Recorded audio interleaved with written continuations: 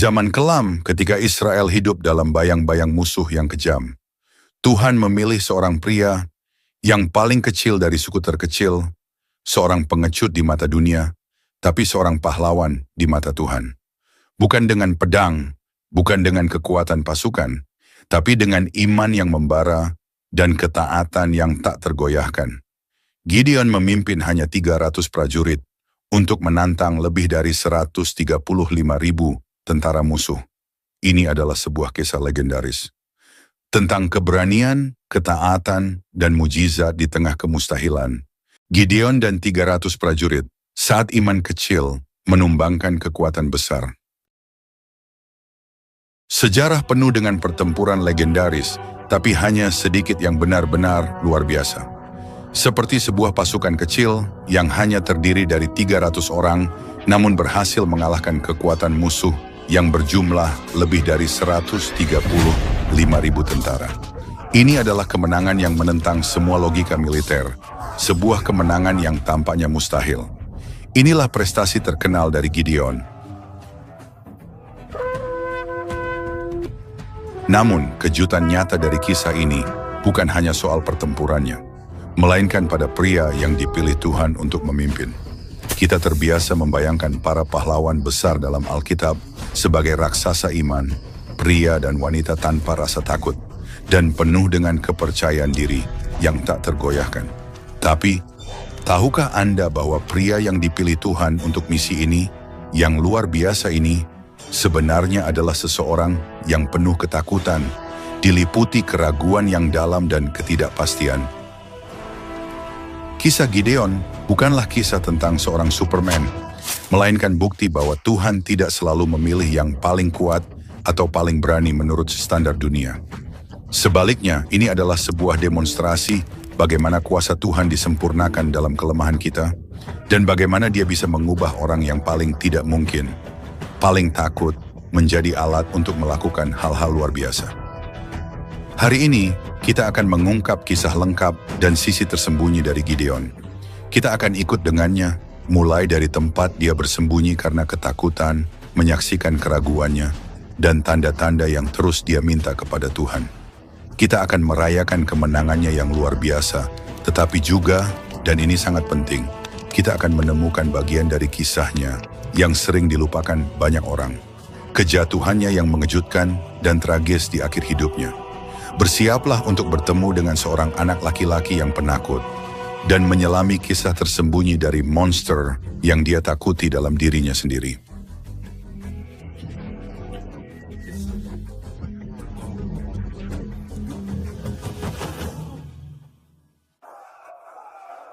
Untuk memahami mengapa Gideon begitu penuh ketakutan, kita harus terlebih dahulu melihat situasi putus asa yang sedang dialami oleh bangsa Israel saat itu.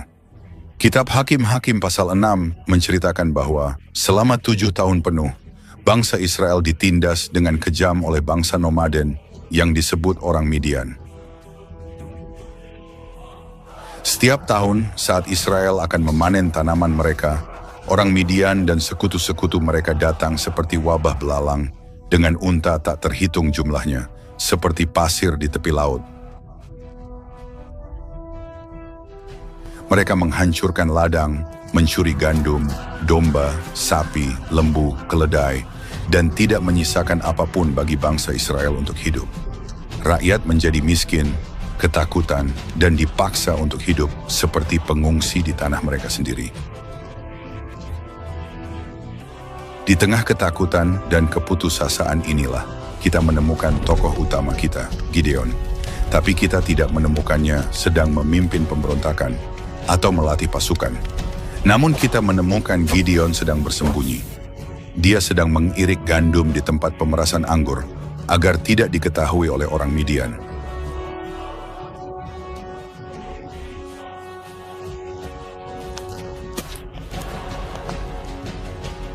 Mengirik gandum biasanya dilakukan di tempat terbuka dan tinggi, di mana angin bisa membantu memisahkan gandum dari jerami.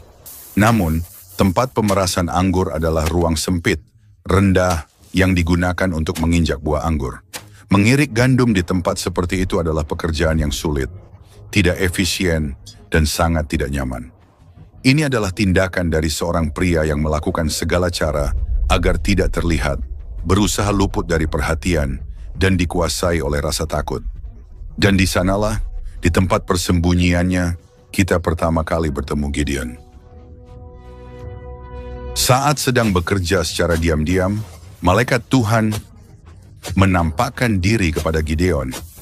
Bayangkan kejutan yang dialaminya saat itu. Dan kata-kata pertama yang disampaikan malaikat kepada Gideon menjadi salah satu ironi terbesar dalam Alkitab.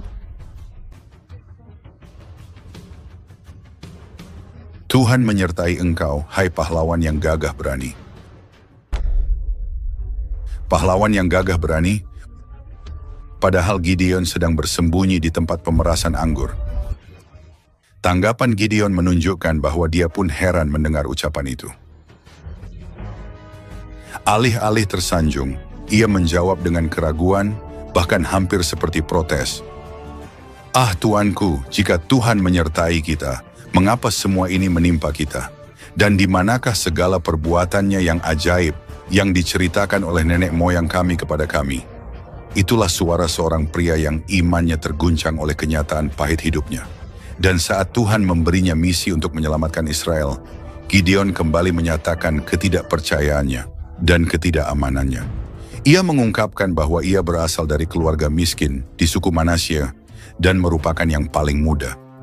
Gideon merasa tidak layak, lemah, dan tidak mampu, namun justru dialah yang dipilih Tuhan. Inilah pria yang dipilih oleh Tuhan. Bukan seorang raja, bukan panglima perang, bukan sosok yang penuh percaya diri, tapi seorang petani yang ketakutan dan penuh keraguan yang merasa paling tidak cocok untuk tugas besar dari Tuhan. Dan justru karena alasan inilah kisahnya menjadi sangat kuat. Karena Tuhan ingin menunjukkan kepada Gideon dan kepada kita semua bahwa kuasanya tidak bergantung pada kemampuan kita, tetapi pada kemauan kita untuk taat, bahkan dalam ketakutan sekalipun. Meskipun Tuhan telah memanggil Gideon sebagai pahlawan yang gagah berani, Gideon sendiri tidak merasa demikian. Ia dipenuhi keraguan. Sebelum ia bisa memimpin bangsanya, ia perlu meyakinkan dirinya sendiri bahwa yang memanggilnya adalah benar-benar Tuhan, bukan sekadar bisikan dari pikirannya. Dan disinilah kita melihat sesuatu yang sangat luar biasa. Kesabaran Tuhan yang tak terhingga, yang bersedia menemui Gideon di tengah ketakutannya. Langkah pertama Gideon adalah meminta tanda untuk memastikan bahwa malaikat itu memang utusan Tuhan. Seperti yang diceritakan dalam Hakim-Hakim pasal 6, Gideon mempersiapkan sebuah persembahan, seekor anak kambing dan roti bundar tak beragi. Malaikat menyuruh Gideon meletakkan makanan itu di atas batu. Kemudian malaikat menyentuh persembahan itu dengan ujung tongkatnya, dan seketika api menyembur keluar dari batu itu, membakar dan menghabiskan semuanya. Daging dan roti itu pun terkonsumsi sepenuhnya. Setelah itu, malaikat tersebut menghilang. Gideon menjadi takut, tetapi juga yakin bahwa ia baru saja bertemu dengan utusan Tuhan. Di tempat itu, ia membangun sebuah mezbah dan menamainya Yehova Shalom, yang artinya Tuhan adalah damai. Tes pertama iman Gideon telah selesai. Kini datang misi pertamanya dari Tuhan. Namun Tuhan belum menyuruhnya untuk langsung menghadapi pasukan Midian. Sebaliknya, Tuhan memerintahkannya untuk menghadapi penyembahan berhala yang ada di rumahnya sendiri. Tuhan memerintahkannya menghancurkan mezbah Baal milik ayahnya, dan juga menebang patung Asyera yang berdiri di sampingnya. Ini adalah tugas yang sangat berbahaya, karena itu berarti menantang ayahnya sendiri dan juga melawan semua orang dari komunitasnya sendiri. Gideon benar-benar ketakutan. Dia mengajak 10 orang pelayan untuk menemaninya. Dan walaupun ia melakukan seperti yang Tuhan perintahkan, ia melakukannya di malam hari karena takut kepada ayahnya dan kepada orang-orang di kota itu. Kepatuhan Gideon masih bercampur dengan ketakutan besar. Tapi yang paling penting adalah, meskipun takut, Gideon tetap taat. Keesokan paginya, ketika orang-orang desa melihat berhala mereka telah dihancurkan, mereka sangat marah dan ingin membunuh Gideon. Namun ayahnya, dengan cara yang sangat cerdas, membela Gideon, dan sejak hari itu, Gideon menerima nama baru, Yerubbaal, yang berarti, Baal biarlah melawan dia.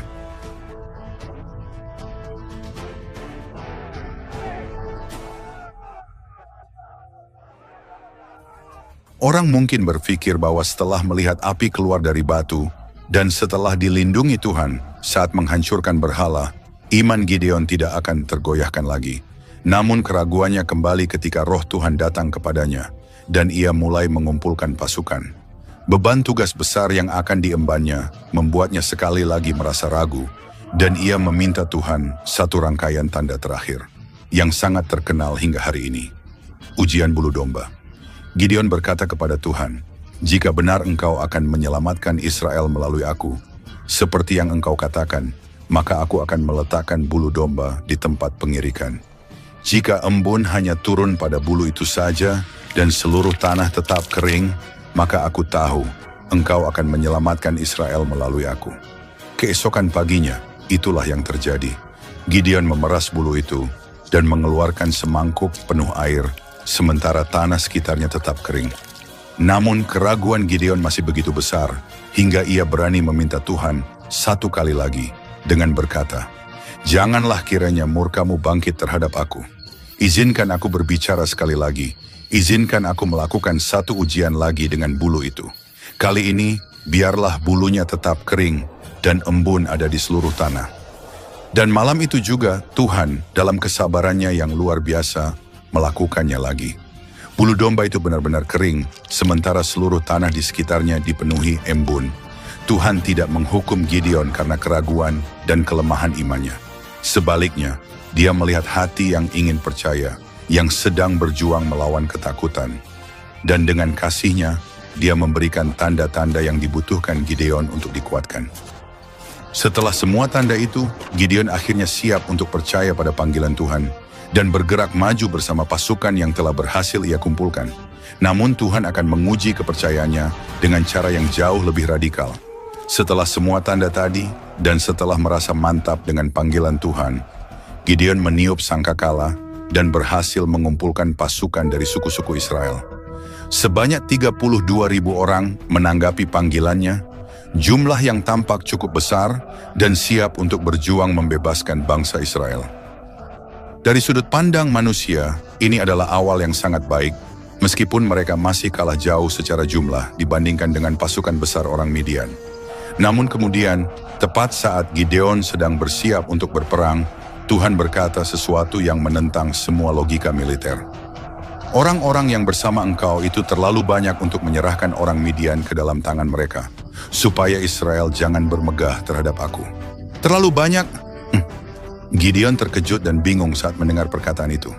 Bagaimana mungkin pasukannya yang jauh lebih kecil dibanding pasukan Midian bisa dianggap terlalu banyak? Tuhan kemudian memberikan alasannya, dan ini menjadi salah satu pelajaran terpenting dalam seluruh Alkitab. Supaya Israel jangan memegahkan diri terhadap aku dengan berkata, "Tanganku sendirilah yang telah menyelamatkan aku." Tuhan memang akan memberikan kemenangan kepada mereka, tetapi ia ingin memastikan bahwa ketika semuanya berakhir, tidak ada seorang pun yang bisa berkata, "Kami berhasil karena kekuatan kami sendiri."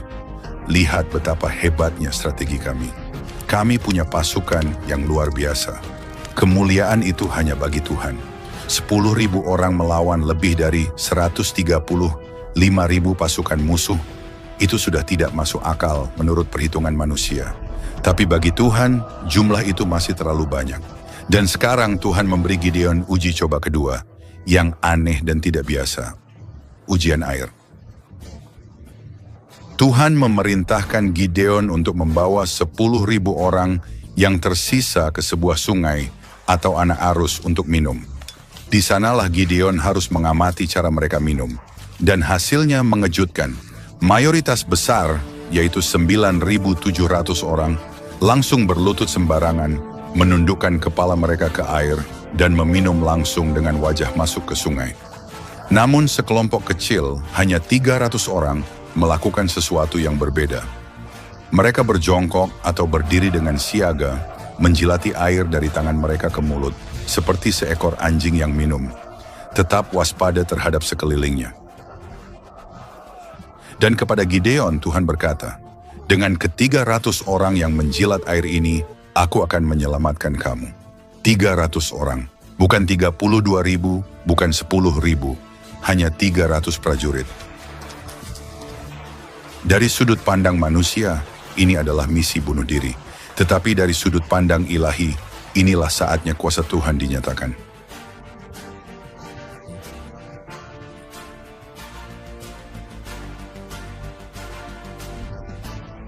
Tentara Israel yang awalnya berjumlah lebih dari 32.000, kini hanya tersisa 300 orang.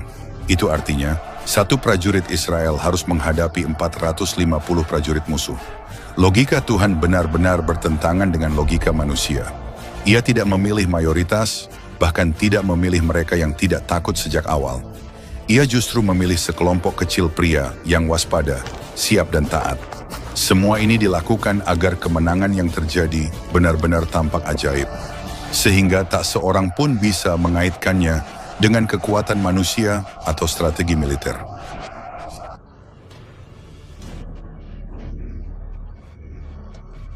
Gideon, yang kini menjadi kepala pasukan, harus mempercayai rencana ini dengan iman yang membabi buta. Sebab Tuhan memiliki strategi perang yang luar biasa. Walau secara manusiawi tampak konyol. Pasukan Gideon yang hanya 300 orang itu harus menghadapi lebih dari 135.000 musuh. Sebuah misi yang jelas-jelas tampak seperti bunuh diri. Tapi rencana pertempuran yang diberikan Tuhan sangat tidak biasa, sama seperti cara Dia memilih pasukan itu.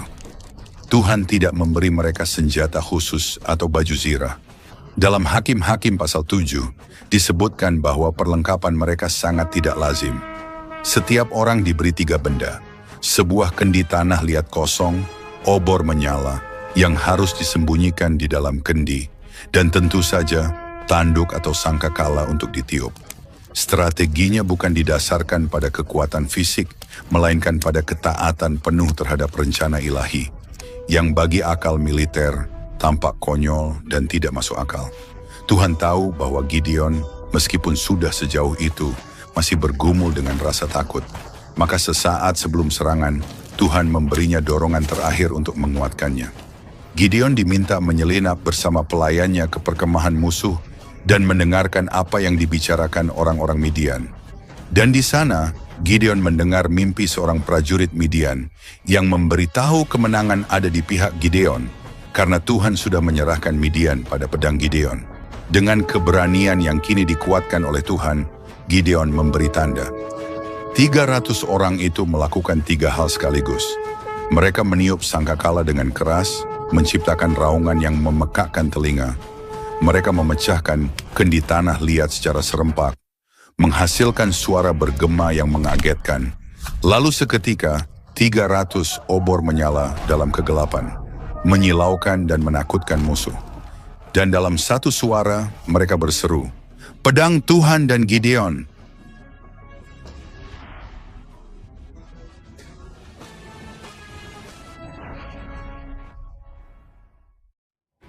Efek serangan itu terhadap kamp musuh di zaman abad pertengahan sungguh luar biasa. Mereka dilanda kepanikan. Imajinasi mereka langsung meledak. Mereka terbangun dari tidur nyenyak dalam gelap gulita, hanya untuk mendengar suara bising yang memekakkan telinga, dan benda-benda berjatuhan di segala penjuru. Tiba-tiba mereka melihat 300 cahaya menyala mengelilingi mereka dari segala arah. Mereka tidak melihat 300 orang. Mereka mengira tengah diserang oleh pasukan yang sangat besar dan dahsyat. Ini bukan sekadar pertempuran biasa. Ini adalah kemenangan psikologis dan supranatural. Yang menakjubkan adalah 300 anak buah Gideon nyaris tidak perlu mengayunkan pedang di momen pertama itu. Kemenangan mereka murni didasari oleh ketaatan mutlak pada strategi ilahi. Sebuah rencana yang terlihat seperti kegilaan, tapi ternyata sempurna. Itulah bukti bahwa ketika Tuhan yang memimpin, tak dibutuhkan pasukan besar. Tapi yang Dia perlukan hanyalah sekelompok kecil orang yang bersedia percaya dan patuh.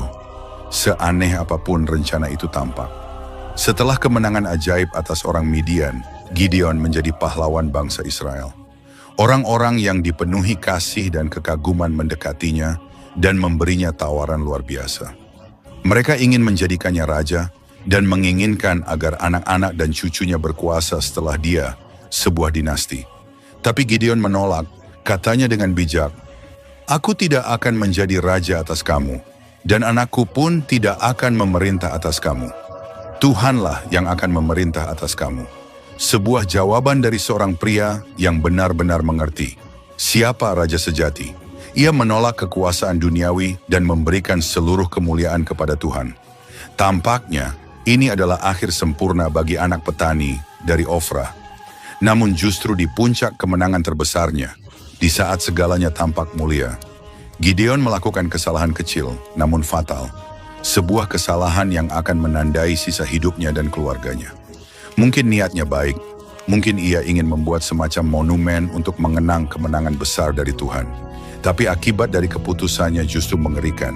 Dari emas rampasan perang, ia membuat sebuah efod, baju imam. Niatnya mungkin baik, sebagai monumen pengingat kemenangan Tuhan. Namun efod itu menjadi pusat penyembahan berhala. Orang-orang menyembah efod itu bukan Tuhan. Rakyat mulai memuja efod itu, mengaguminya, atau memperlakukannya seperti jimat keberuntungan. Mereka berhenti fokus pada Allah yang tak terlihat, Tuhan yang telah memberi kemenangan, dan malah fokus pada objek yang terlihat, simbol kemenangan itu. Dan Alkitab dengan jelas mengatakan bahwa benda ini menjadi jebakan. Sumber penyembahan berhala yang tidak hanya menyeret rakyat, tetapi juga menjadi batu sandungan bagi Gideon sendiri dan seluruh keluarganya. Ini menunjukkan kepada kita betapa mudahnya berkat dari Tuhan berubah menjadi berhala. Kita bisa mulai memuja kenangan kemenangan, alih-alih Tuhan yang memberikan kemenangan itu. Demikianlah kisah Gideon dipaparkan kepada kita sebagai sebuah perjalanan kontras yang mencengangkan. Kita memulainya dengan seorang pria penakut, bersembunyi di tempat pengirikan anggur, yang merasa dirinya tak berarti. Kita melihatnya bergumul dengan keraguan, meminta tanda demi tanda dari Tuhan yang penuh kesabaran. Dan kita menyaksikan bagaimana Tuhan mengubahkan dia menjadi seorang pemimpin pemberani yang dengan hanya 300 orang dan strategi surgawi meraih salah satu kemenangan paling spektakuler dalam sejarah Israel. Namun juga kita diperingatkan bahwa di tengah kemenangan yang paling tinggi pun, kesombongan dan ketidakwaspadaan rohani dapat menjatuhkan siapapun. Demikianlah kisah Gideon disajikan kepada kita. Sebuah perjalanan yang penuh kontras dan keajaiban. Kita memulainya dengan seorang pria penakut yang sedang bersembunyi di tempat pemerasan anggur, yakin akan ketidakberartiannya sendiri. Kita melihatnya bergumul dengan keraguan, memohon tanda dan konfirmasi dari Tuhan yang dengan sabar menjawabnya.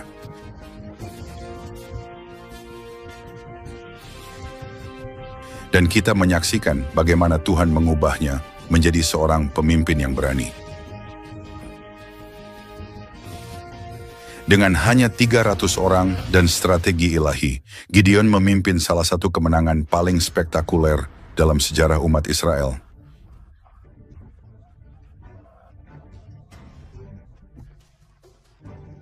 Kisah Gideon adalah bukti yang kuat bahwa kuasa Tuhan disempurnakan dalam kelemahan kita.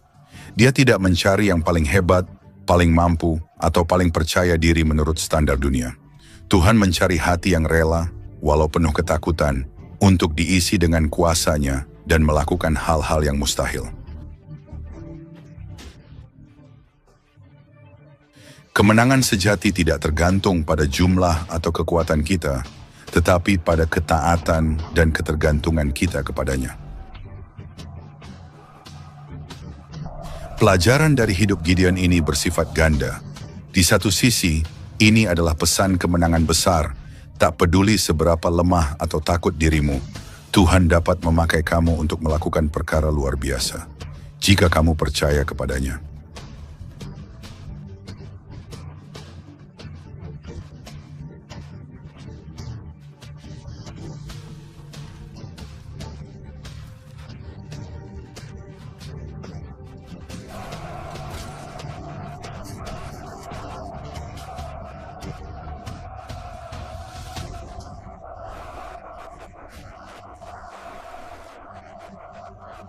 Tapi di sisi lain, ini adalah panggilan untuk kesetiaan yang bertahan.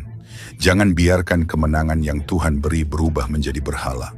Perjalanan iman bukan hanya tentang memulai dengan baik, tetapi tentang berakhir dengan baik, tetap setia, dan terus mengarahkan pandangan kepada Raja yang sejati, bukan pada kejayaan masa lalu. Terima kasih telah mengikuti kisah kehidupan Gideon, sebuah kisah yang penuh tantangan, namun juga penghiburan, yang memperlihatkan kemahakuasaan Tuhan sekaligus kerapuhan manusia.